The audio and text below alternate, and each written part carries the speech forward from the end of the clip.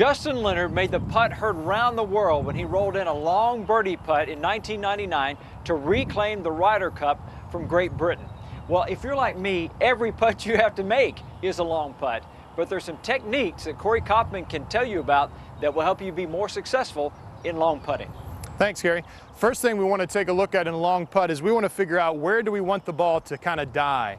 So if I look at this putt, we always want to start from the hole and work backwards. So I'm looking at this putt and I see here that right through here is where it really gets downhill into the hole. Okay, so we always want a putt to start dying and rolling and stopping around the hole, especially a lag putt. And then if it goes in, then that's just great. Chances of it going in, I mean, you talk about a tour percentage of this putt is probably 4 or 5%.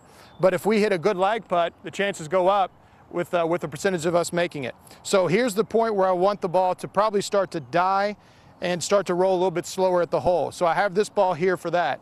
This ball here starts to form my line. I'm trying to get the ball to roll through this point and start to die at that point down there.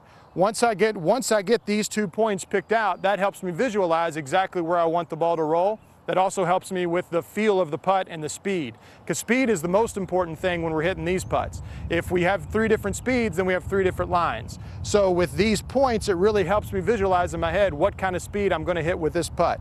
All right, so let's go back up here.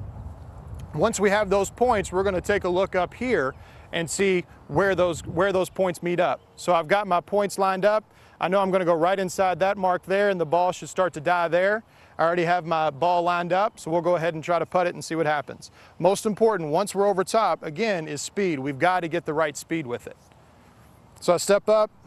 I've got my routine. I take 3 practice strokes looking at the hole to help feel the speed. On my 3rd practice stroke, I pause, set up, 1 look back at the hole, back at the ball, and I go ahead and stroke it. So I hit my 1 point, starting to die at the other one. Oh. Now we have a tap in. If you have any more questions, please feel free to visit my website, CoreyKauffmanGolf.com. All my information's on there, and look forward to seeing you on the golf course.